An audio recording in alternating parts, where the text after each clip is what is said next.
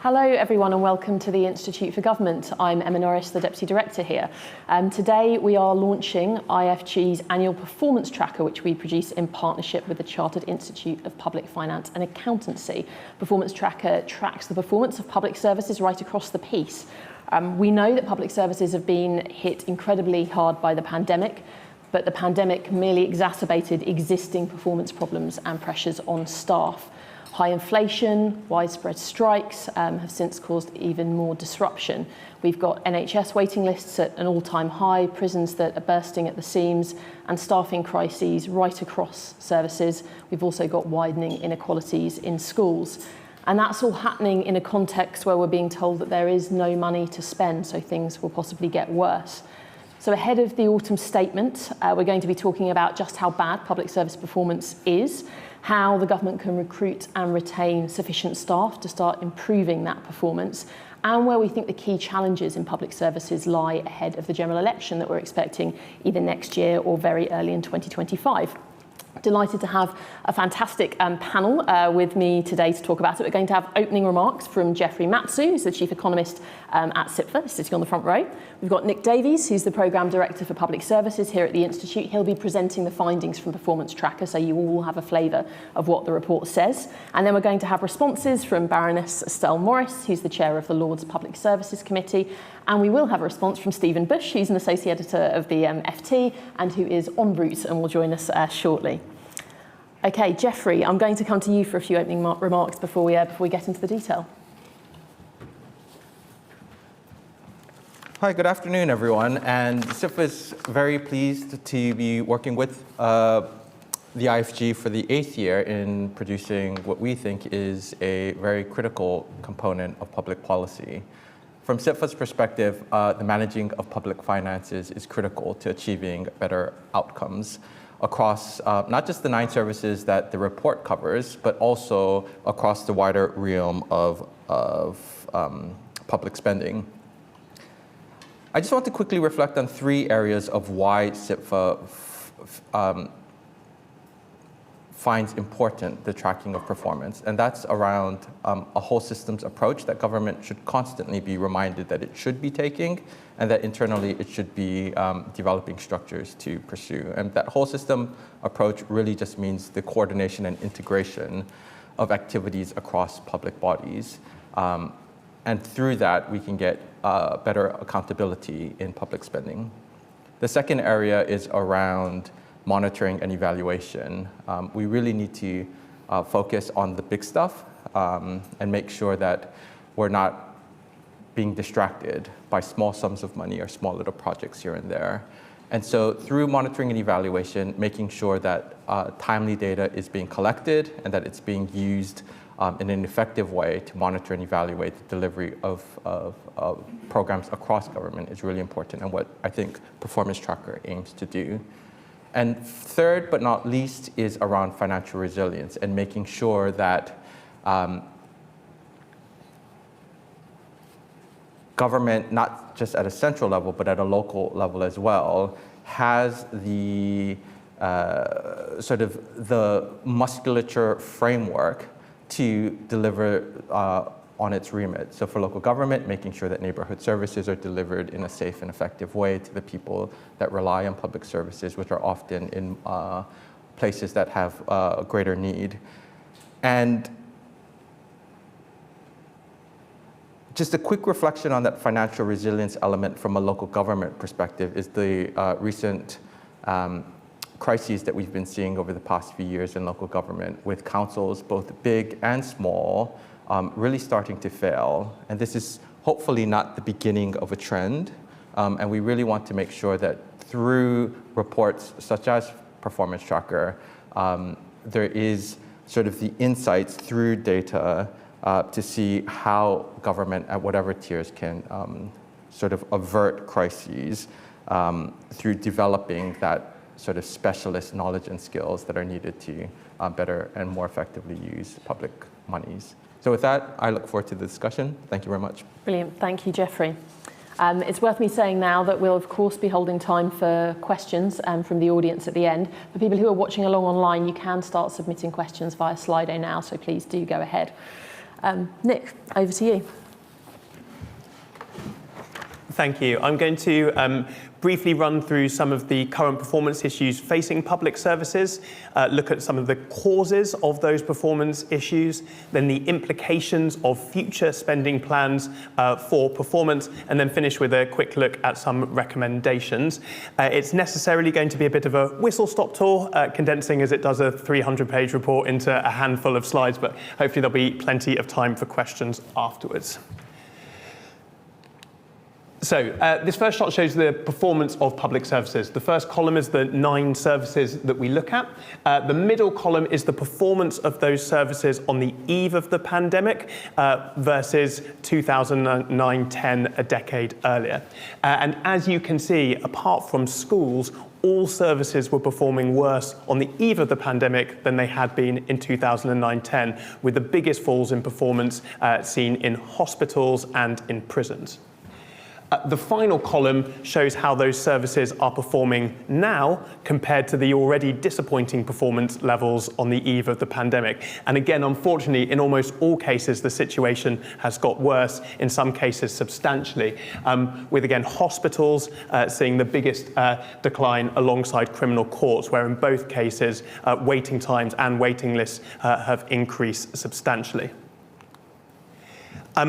Clearly, the pandemic was a major shock to public services and heavily disrupted delivery, and they are partly recovering from that. But one of the key findings of this year's report is that actually those performance problems have deeper roots and lie in decisions taken over, in some cases, many decades by multiple administrations, particularly in relation to public sector workforces and capital spending. So on workforces, public sector pay freezes at the beginning of the last decade, followed by below inflation pay increases, had fueled increased dissatisfaction with pay among public service workforces that in the last year erupted amid particularly high levels of inflation, with the most widespread public sector strikes that we've seen for several decades, which is what this chart shows, the cumulative working days lost to public sector strikes. The effectiveness of public services has been further weakened by the loss of experienced staff, who tend to be more effective than new recruits, but new recruits are making up now a much larger proportion of public sector workforces. And so this chart shows prisons, where it's particularly stark. And as you can see, staff with less than 5 years experience in 09-10 accounted for only a fifth of the workforce, but now it's around half of the workforce, whereas the numbers of those with more than 10 years of experience have fallen substantially, and that makes it much harder to deliver those services effectively.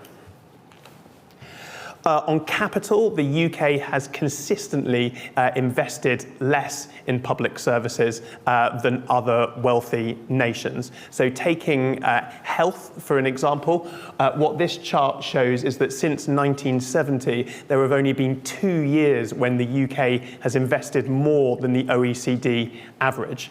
And the result of that is that we, for example, have only half the number of CT scanners per capita as the OECD average. But even compared to that low base, the last decade saw particularly deep cuts to public sector capital spending. So this chart shows the the five departments that oversee the services covered in our report. The worst hit of those was the Ministry of Justice, where average annual spending on capital was less than half of what it was in 07-08. But even relatively protected departments like DHSE still saw cuts of around 10%. And the impact of this is that public sector staff find it far harder to do their jobs if they're working in crumbling buildings, in some cases quite literally, working on outdated IT and without access to the latest equipment. While additional funding has been provided for some services, our assessment is that the tightness of spending plans for the rest of this Parliament means that most services will not be able to return to pre-pandemic performance levels by April 2025. And the situation in the next spending review period is currently even tighter. So the government's current spending plans from 25-26 onwards, which the Labour Party has also signed up to, suggest a 1% average real-term increase in spending. However, if you take account of existing commitments on defence, on foreign aid, and the amount of money that would be required to deliver the NHS long-term workforce plan, that would see cuts of 1.2% to unprotected areas of public spending on average per year over that spending review period. And what this chart shows is how those spending changes compare to how demand is projected to increase over that period. And as you can see, particularly in the criminal justice sector, demand will outpace funding quite substantially. And therefore, in fact, apart from children's social care, we think all of the services we cover will be performing worse in 2027-28 than they were on the eve of the pandemic. So, what can be done about this? As I said, in many cases, these are due to decisions that have taken place over decades, and it's certainly going to take more than one parliament to fix it. But we do think that improvements can be made. First, we would like to see a multi-year budget for each public service that is set at a sustainable level so that services can deliver a kind of politically acceptable level of performance without the constant need for emergency funding top-ups that we've seen in recent years, which is a far less efficient way of spending public money. Secondly, we need a long-term capital programme that addresses the historic and comparative under-investment in public sector buildings, equipment and IT. Third, we need a stable long-term policy agenda with clear political and official leadership, which addresses the unsustainable levels of churn among ministers, officials and policy. And finally, we need an improved approach to setting pay, workforce planning, and enhancing workforce conditions to reset the relationship with public sector staff and help to address some of the persistent recruitment and retention problems across public services. Thank you. Thank you, Nick.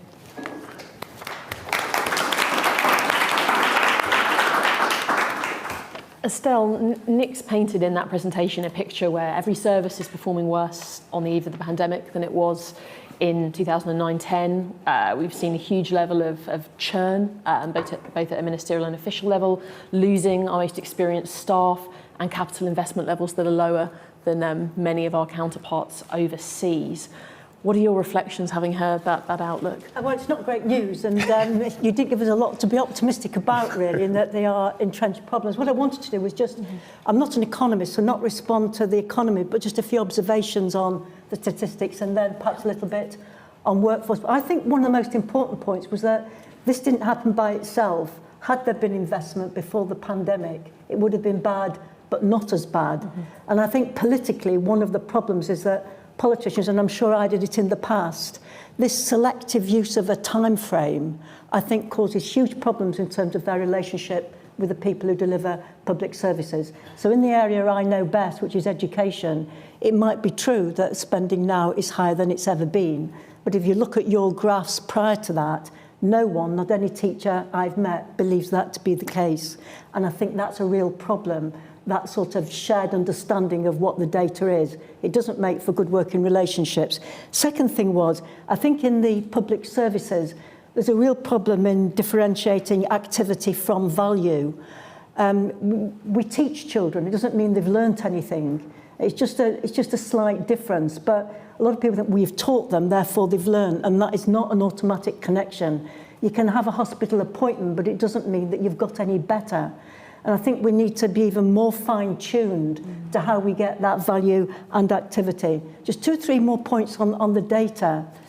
It's interesting this morning in the news that they're thinking of moving people who've been on the waiting list for operation or for treatment for more than, I think it's 10 months, giving them a choice of another location. And that just brought home the variation within the service. So I think that there's a real importance in not looking at the figures and thinking, that's it all over. I do a lot of work in education in Birmingham. And you've got Sutton Coldfield and we've got Nechells and Ladywood in the centre of the city. They are different worlds almost. So that variation within the system is important. And the last thing which you do stress, and I think is really important in the work that you do. It is the cumulative impact of one person suffering from a lot of underperforming public services. So I'm absolutely certain that part of the underperformance in schools is because of the underperformance of local authorities in social care, in housing, and because people are poor. And we know that, but I don't think we're good at changing your statistics into anything that helps us with policy making. It's that joined up thing. And then I just wanted to run through some observations on workforce, if that was all right. We do need more resources, and there's not a magic bullet to that. I've certainly not got the answer to that, and there's times when I'm glad I'm not a minister any longer, and that's probably one of them. But what I would say is resources by itself is never going to be enough, as the government and education this year will see. Put the money in, you don't get the effect, and you don't change the mood. And if one thing that I think could be changed, has to be changed, as well as putting resources in, is the narrative. And that's what worries me most almost. The narrative, the shared narrative between policymakers and those who deliver public services has collapsed. There is no shared platform on which they have the same understanding of what the public service is about. And my own experience from being in government and from being a constituency MP was that what people most want is their problem solved. Second, if they can't have that, they want to understand why they've got a problem that can't be solved.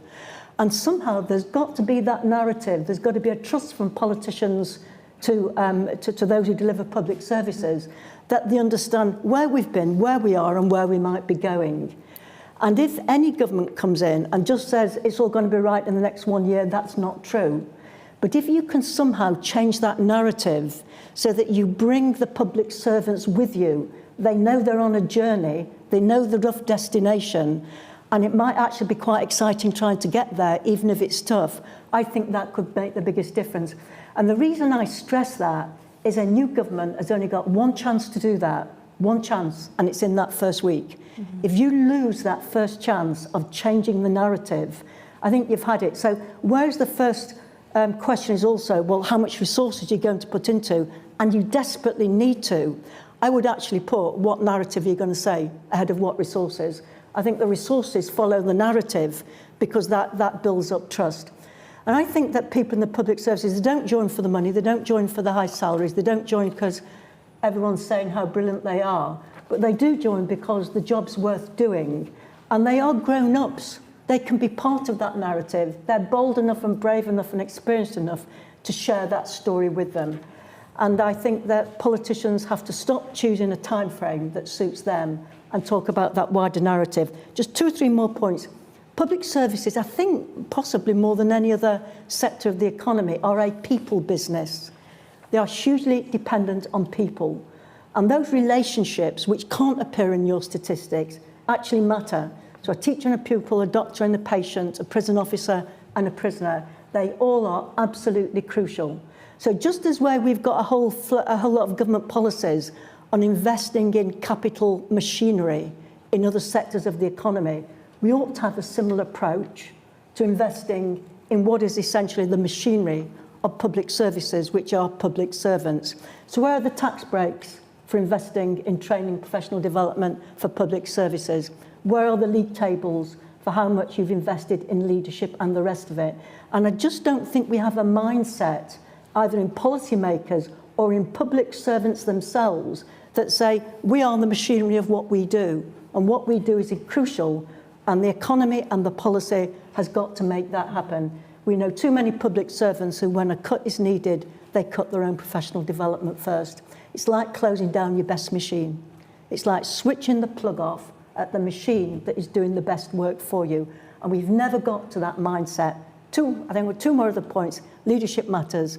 This probably isn't the case, but in the old days, when we used to look at what made teachers leave teaching, it was actually that the schools were badly led. And if a school was badly led, not that schools were badly led, if they didn't have a leader who they trusted, I think that's true. And my last point is this, that I do wonder how much the departments do on shared understanding of demographics and what that means for workforce reform. That's something you bring up.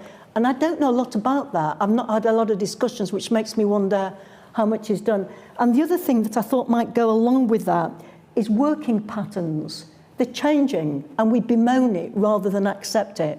So you now say our teachers are leaving teaching. Well, to be honest, if they've done 15 years, I don't think that's bad these days. It's a tough job. And I think we might be able to argue that they might come back in 10, but they shouldn't be seen as a failure.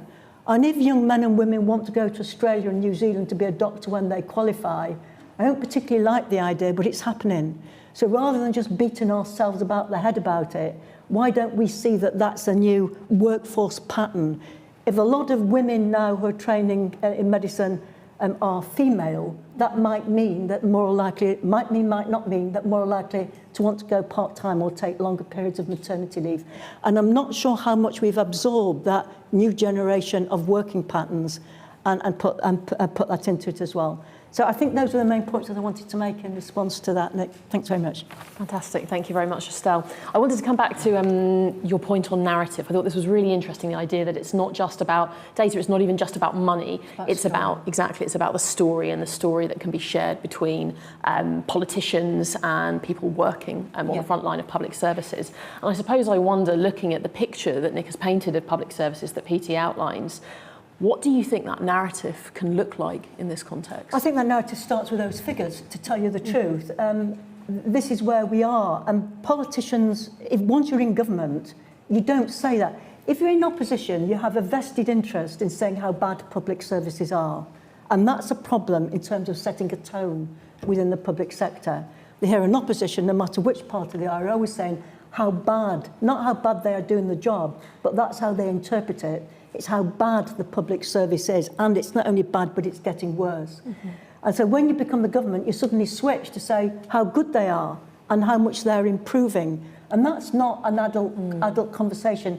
And I think that's why I said you've only got one chance to do it, and that's the point at which you're changing from saying how bad it is to how good it is. So I would say it's got to start with how did we get to where we are? Mm-hmm. I think it's got to say we're not going to get there, but this is where we'd like to be. And I think it's got to acknowledge some of the things that public servants find difficult that politicians will never admit to. And in my own area of education, that really is how the home and poverty and children going hungry affects what teachers can do in the classroom. And teachers know that, but they don't hear politicians saying it. And I think the same can be true for other services as well. They know it, but they don't hear it being said. So I think that's a degree of honesty. And then I think it is by X we want to achieve, these are our priorities, how does that sound to you? And just go forward. And yes, there comes a time when you have to dig in deep and say, sorry, that's the way it's going to be. And you have to push it and you have to drive it. But at least you've got them on your journey with them to begin with. Mm-hmm. So I think it's trying to set that, as ever, that different political narrative, as well as the narrative for each public service. I actually thought the tone and some of the language that Keir Starmer used in his speech at conference was quite helpful on that, in that he said the situation is very bad, but improvement is possible, but this is probably a 10-year process, which I think is a fairly realistic assessment of some of the problems we've seen. As we said, services are going to be performing worse in many cases in 27, 28 than they were in 2009, 2010. And I think it's a multi-decade process to get here, and it's a decade-plus process to get out. Estelle, I know it's, as you say, a decision that nobody wants, but I do have to ask about money. As Nick set out, the spending plans from April 25 onwards are so incredibly tight, and Labour are signed up to those as well. It's happening at a time that demand is increasing. I mean, how on earth do you go about squaring the tightness of those spending plans with the state of public services? I think it needs more money. I mean, it's as simple as that. It needs more. It needs more money eventually. But that's what happened in '97 when we came in. We came in '97, committed to 2 years of the same budget, and there was more money went into public services, and considerably more money. So I'm hugely confident in my Labour colleagues at the Treasury that there will be more money. I mean, if after 5 years we'd not invested a penny extra than the profile that we'd have had under the Tories, I would be very disappointed. And the pick up that capital, I think it's really important, because in my mind, you think sometimes in images rather than anything else. And I think we expect our public servants to work in really poor capital environments in a way that does not happen in the private sector. And I think that that is now becoming an increasing gap. You know, just the quality of the classroom, the quality of the staff room, the quality of the hospitals compared to the quality of Amazon or Google if you go into their headquarters down in central London. So I think all that spending does matter. I'm not an economist, but I know last time we had a Labour government, the capital spending was really made a difference because it was part of that narrative that said, we believe in you, things are going to change, and this is a sign of it. So I can't tell you the details, but you know, I will canvass at the next election as hard as I can because I believe we will spend more money over the course of a Parliament than the Tories will. Stephen, thanks for joining us. Giving you a couple of seconds to collect us, I'm going to come straight to you. You might have picked up that Estelle was saying she does expect a Labour government to spend more money. Do you think whoever forms the next government is going to raise taxes to increase public spending? Well, I think they're going to have to. I'm sorry, I realised I was a late replacement in both senses of the word. I mean, without wanting to repeat what I imagine were already some quite depressing slides of doom, having read the brilliant full report, I mean, essentially, like, the spending review as it exists is a fictitious document. There is no way, you know, essentially, like, it adds up because at the end of the forecast, then Jeremy Hunt and Rishi Sunak are going to remake the relationship between the citizen and the state. We've already seen with the alarming slides. I assume they were alarming slides. They're always alarming. They were alarming. Yeah, we already see, if you've sat down and looked at this and seen the alarming slides, and we're already past the point, quite visibly in terms of the polls and the elections, at which point the voters revolt at the standard of public services that is presented to them. So even if somehow Rishi Sunak and Jeremy Hunt were to be re-elected, which I think is a pretty planet-sized if, just as Rishi Sunak, of course, had to raise taxes and break his manifesto pledge in this Parliament, those exact same pressures would manifest themselves in the next. I think in some ways the big question, I think, still is exactly right to talk about that historical parallel. But of course, the big difference, which I suppose we only know in hindsight, but the big difference is that the economic growth and the overall benign circumstances meant that it was much easier for a government to wait 2 years before turning the spending taps on. If you draw out one aspect of the report, prisons and the court system, I would say it is far from clear that that is a part of the state that can weather 2 years of, don't worry, we'll match the spending commitment. And I suspect, just as, what was that line about adult social care, famine, crisis, repeat? We can already see that happening in universities, in local authorities. So I think the big question is not will they have to raise taxes, but when will they even be able to get to the end of this slightly ambitious forecast? Thanks, Stephen. And you mentioned, of course, the election.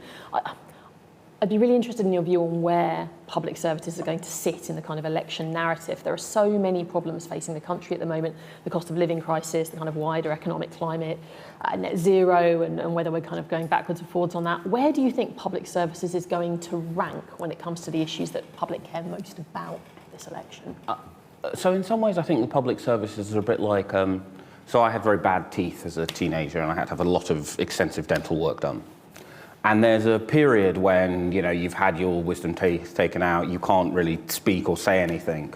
And all you can think about is the fact you can't eat, speak, or say anything. And then suddenly you start to be able to eat, speak, and say things again, and you're suddenly aware that your mouth is a whole sort of, kind of full of pain because you've lost a lot of teeth. And in many ways, the cost of living crisis is sort of like not being able to speak immediately after having had quite a lot of dental surgery. At the moment, it crowds out everything else in the mind of voters unless you are directly going through the NHS or you have children who are in school who suddenly, something I really notice when I go out knocking on doors and, bothering people and asking people what they've noticed in their local area is sort of every fifth parent will say something like, well, on Fridays, school closes at 2 p.m. But unless you are immersed in that, and actually even that person, often I've had to prompt them because the first thing they've talked about has been the cost of living. So even if, which let's face it is unlikely, something miraculous would happen to the British economy, I think we would then see basically the Labour lead wouldn't change all that much, but suddenly public services would shoot up the agenda. But I think it's unlikely that they will be that much of a feature. It will just be the third, people go, I can't afford stuff. I'm sick of the government, they seem incompetent. and whichever public service I've just come into contact with hasn't worked, whether it's potholes or any of the other things we've talked about. But it will be an election on the economy, I think. Thanks, Stephen. Nick, one of the other points that comes out really strongly in this report, but right across IFG's work, is the fact that the current government has been stuck in a kind of cycle of short-termism, and that's something that we see playing out in public services. Short-termism in terms of the kind of financial settlements that services are getting, but also short-termism in terms of the kind of policy framework that's being set by ministers who are leaving roles almost as soon as they're in them, officials who don't have depth of expertise in particular areas because they're changing every year or so. How big a problem is that churn and instability for public services, and what can be done about it? Because this is something we've been talking about as an organisation for a long time, and yet it doesn't seem to change. It's a huge problem. I think our view on public service productivity improvements, which are definitely possible, is that the biggest ones are likely to be made by frontline services in response to local circumstances, in particular investments, etc. But it's incredibly difficult to plan, whether it's investment or your workforce or whatever, if the minister is constantly changing and every time a new minister comes in, they completely change the policy. You know, for example, last year in March, we had a big schools white paper published that then led to a schools bill that was then withdrawn in December of the same year. And that is just not circumstances in which frontline staff can plan and do their best. So yeah, we think that there needs to be much greater stability in ministers who tend to get shifted around, you know, at least every couple of years. You know, in education, for example, there were 5 secretaries of state over the course of those 8 months between the white paper being published and the schools bill being withdrawn, but also among officials as well. And it's one of our kind of ongoing criticisms of the civil service that actually if you're a civil servant and that you want to get ahead, you need to switch job at least every couple of years, and there just aren't the incentives to stay in post, build up expertise and retain that institutional knowledge. And we think if you got those things better, then you would hopefully have a bit more policy stability. And clearly there have been external circumstances which have made that hard, particularly COVID. But it's also been about the kind of the politicians involved. And we would hope that whoever forms the new government, we could have a greater measure of stability over the 5 years. Estelle, did you want to come in? I agree with you. I mean, in the Public Services Committee, we're really suffering from the change in Children's Minister. So we're doing a piece of work and keep getting different ministers. But to 2 points, I think the government, senior levels of the government don't look at the churning under Secretaries of State, Ministers of State, Parliamentary under Secretaries of State. And those are people who are working, that's where a lot of the groundwork is done on policy development. And they just come and go without comment even. We comment a lot on whether the Secretary of State's been there 1 year, 2 years or 2 minutes. I mean, in that same period, if you looked at the number of ministers of state who were changed about within a 3-month period, it would be far more frightening than that. And the second thing is, for all that, Nick Gibb's been there since since 2010, apart from one break. I've got this thing, but this is perhaps more true of education than any other. There is continuity in policy. If you look at education, you really can make a case that from 1988 onwards, there's been a line of policy development that all parties have actually gone through. Politicians don't want to talk about it. They don't think that's part of what their job is or what will make them attractive to the public. They always want to talk about change. It's not great to stand up and make a speech, say, I want to tell you how continuous, how we're guaranteeing continuity. People are going to switch off. There's not a journalist going to cover it. And that is a problem, because where there is a line of continuity, I think either, and what I'd suggest is, A, we have to accept that's important, so report it. But secondly, it is at least the conversation they could have with the workforce in the sector. You know, the conversation you want with the workforce in the sector is, can I tell you about the continuity and the adaptations based on that continuity, whereas the politician with the workforce wants to make the speech, can I tell you about the change? And it's only a subtle difference, and it may not work outside education, but I think it does within that particular sector. I mean, and it is notable that schools are the only service that we think improved in performance between 2009-10 and the eve of the pandemic, and I don't think those two things are unrelated. Okay, I think we've got about 20 minutes left, so I want to give some space to questions from the audience. I'm going to take them in groups of 3, and can I ask you to tell me your name and which organisation you're from, and can I also make a plea for comments rather than questions? Okay, Questions rather than comments. Exactly, questions rather than comments. That could have gone very wrong. Thank you, Nick. One here, one over here. Chris Smith from Public Finance, and for all of the panel, an idea that was raised during the party conferences is that there is a disconnect between centre and local, that Whitehall sees local organisations as a delivery arm, not as a useful set of complex organisations that actually understand their communities. Is that a factor in performance, and do you agree with that analysis? Thank you. More questions I'll take through. I think we've got one here. Thank you very much for the very interesting points that were brought up. I've had personal and professional experience in both healthcare, education, and the prison system. I think one thing one is missing, and I think the Baroness spoke about it, is the impact of culture on the spending. I'll just use education as an example. I took the figures of education and did the traffic light system. And the variable that was impacting, using the machine learning model, the variable that was impacting education and exclusion was poverty.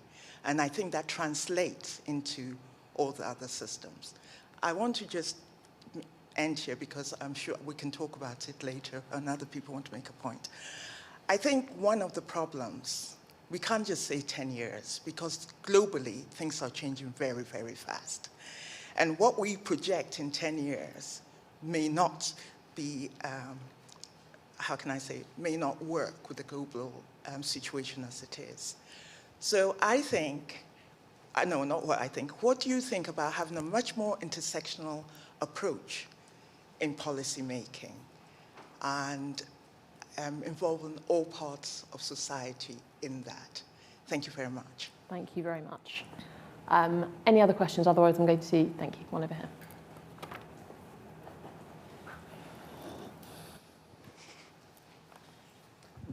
Thank you, Philip Prattley, Leonardo. The emphasis on workforce planning is quite an encouraging one. Does the panel feel that the ability the government has to understand the skills it will need in that workforce is up to the mark?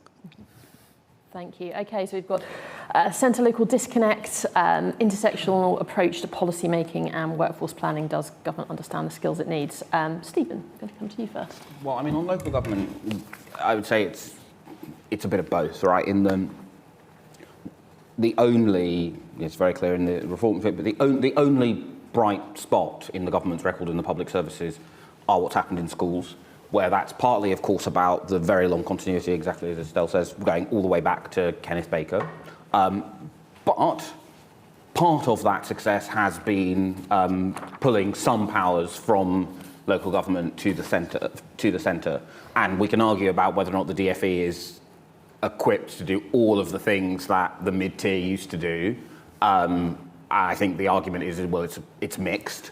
But I think over the piece, right, I mean, just thinking about, stories the FT's run in the past week, we've had the government saying it will block local government having 4-day week trials.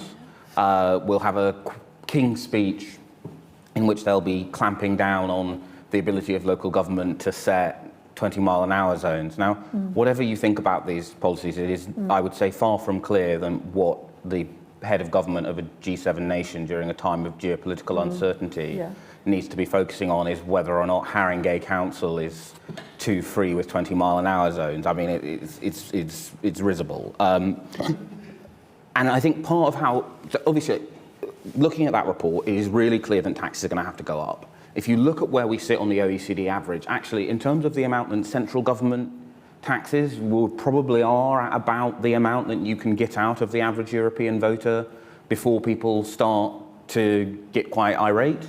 If you look at what separates us from the rest of the OECD average, it's that local government does much more revenue raising than much more revenue raising than outside the UK than it does here. So I think local government is going to be a big part of how you unlock some of these public service improvements because, I think a good way for Rachel Reeves to be a one-term chancellor would be for her to do much more direct tax raising. But if you look at Germany, France, if you look out throughout the rest of the OECD, the missing part of the tax take is what happens locally, and that also has to come hand in hand with local government having more power about what it spends and not just how it raises revenue. Thank you. Estelle? Yeah, I think I've changed my mind on the local government one, and sorry, I probably have to admit I've probably changed it since I left government, which it's a good lesson. It is really difficult because if you devolve a lot, government then feels it's not got many levers and yet it's held accountable. So you've got to work this through. But I think I was not a great admirer of the policy of mayors for areas, but I think they've proved their worth, and I think they've shown that I'm not talking about that particular model, but put investment in it, do it properly, do it seriously, and you can devolve powers and resources to local areas. So I've become much more of a convert on that, and I would like to see a greater shift. I've not stopped worrying about differences in opportunities between different regions and different areas if we do that. And I think that's the point at which government would want to step in. So if one local area decides to do A rather than B and the other B rather than A, I think it'll be to the government that the citizen complains that they've not got both A and B, if that's not too convoluted an analogy. And I'm not sure what the answer is to that, because we've not got a citizenry who's used to saying, well, central government for that, local government for that. We're a small island. We've not got miles and miles in between each regional area. So I think the thing I was worried about to begin with all those years ago was just that notion of governments without power and local authorities didn't seem as well equipped.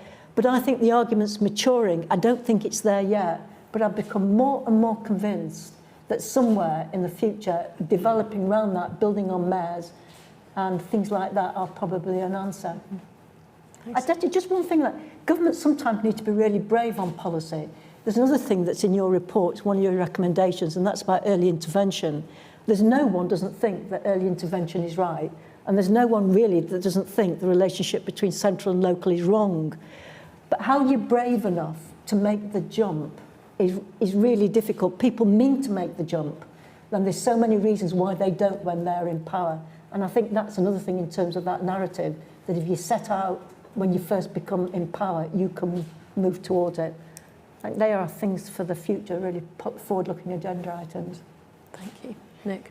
In terms of centralisation, we sort of have the worst of both worlds at the moment, in that we're a pretty centralised country with a very weak centre, which means we're very bad at driving through improvements. And our broad view is that you need to kind of devolve more responsibilities to kind of sub-national tiers of government, whether that's kind of at a regional level or local government, but then that central government needs to grip more effectively a smaller number of things.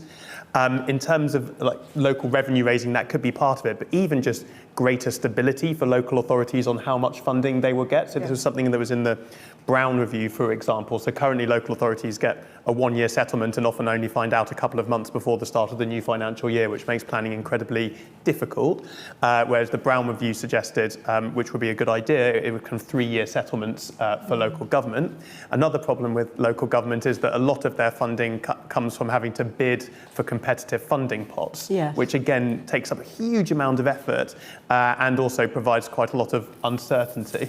But then also, local revenue raising, if they had a greater proportion from that, again, they would have greater stability. I guess the other thing, picking up the point about cross-cutting issues, is that all the biggest issues facing the country are kind of cross-departmental and cut across silos. And in some cases, quite a lot of cases, that joining up is going to be easier to do at a more local level. And so kind of granting subnational areas more power is going to make it easier. On the workforce planning, just to finish,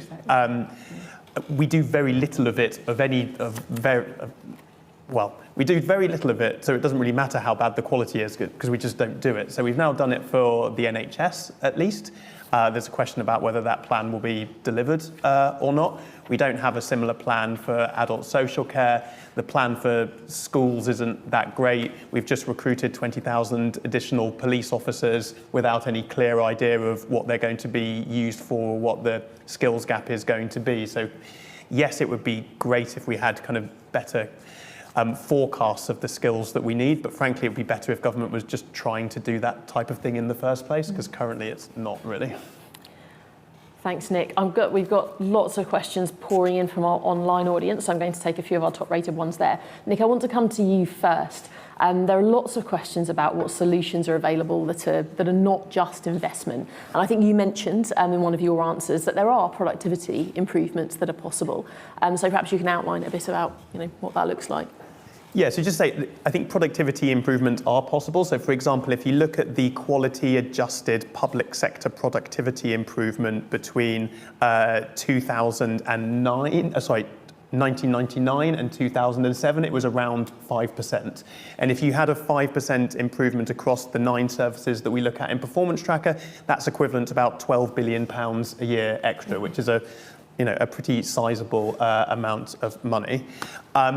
In terms of the kind of where the improvements can be made, as I said, we think the most important thing is stability, so that local frontline services can make those improvements.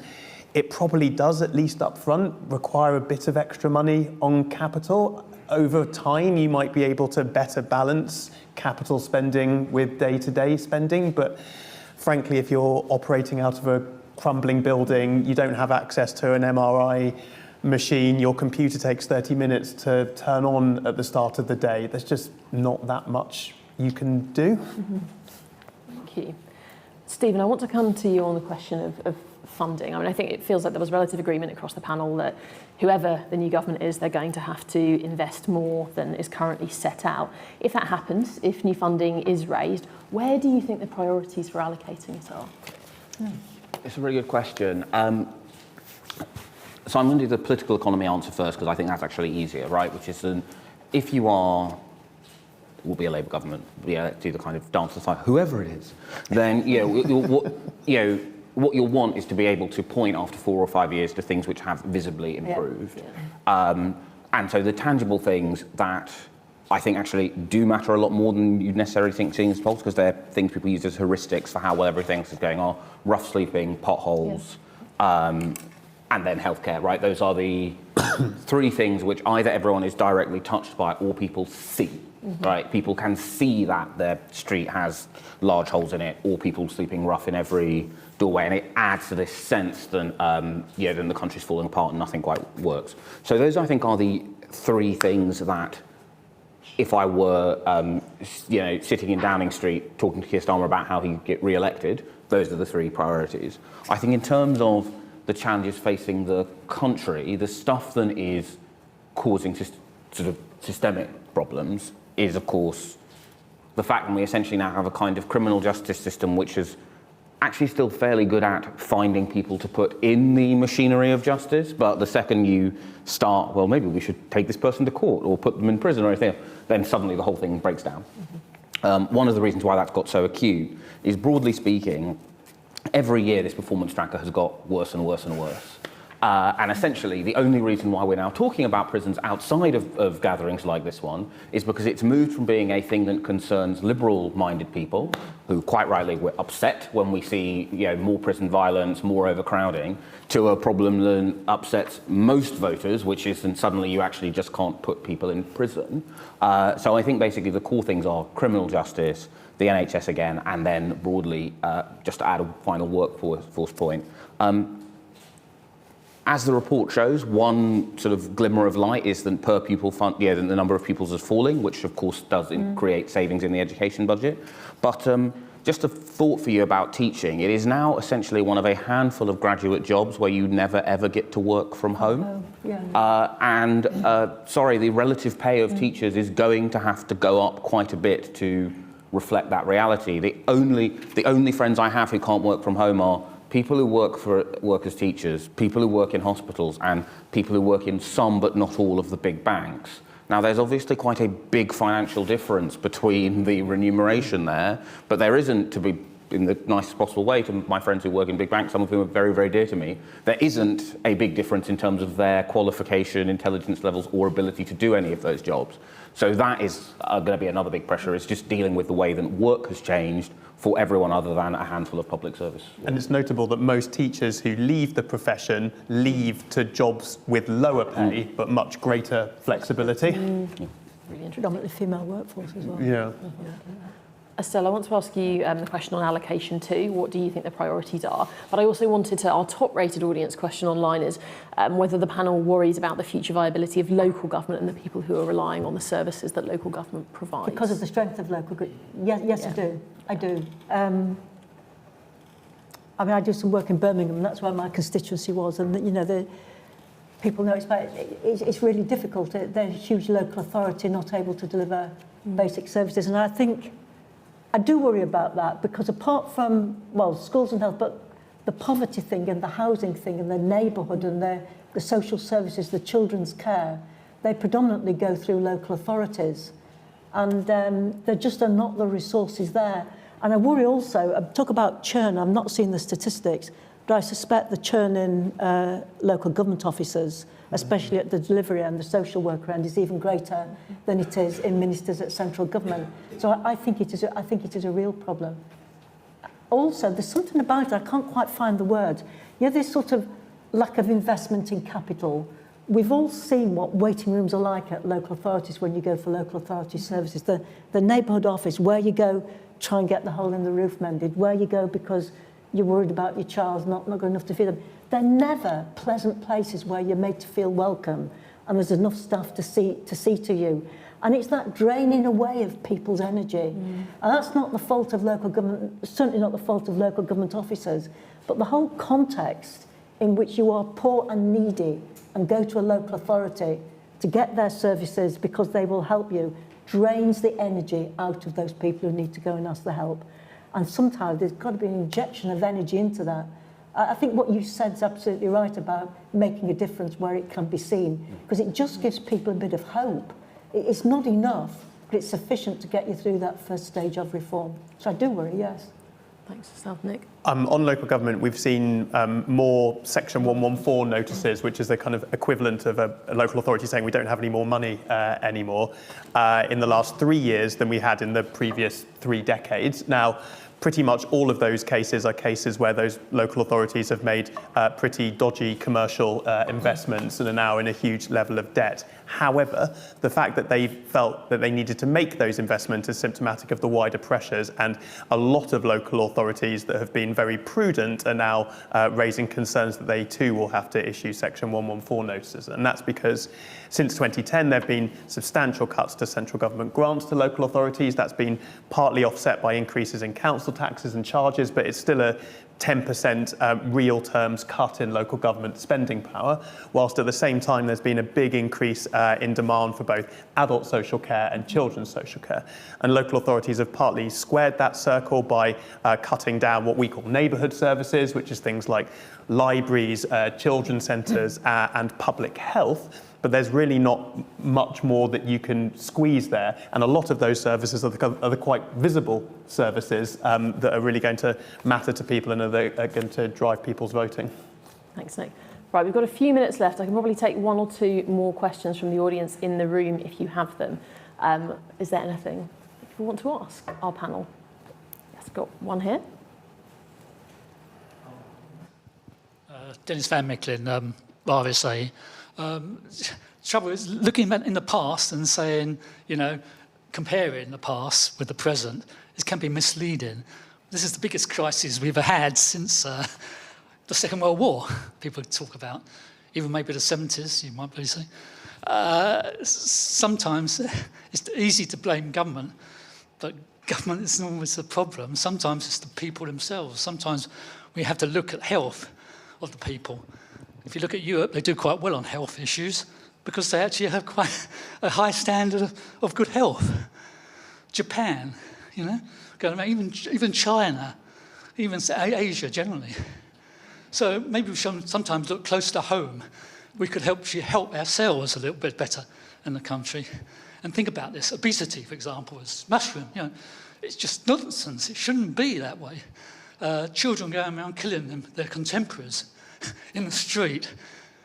It's just a kind of crazy situation.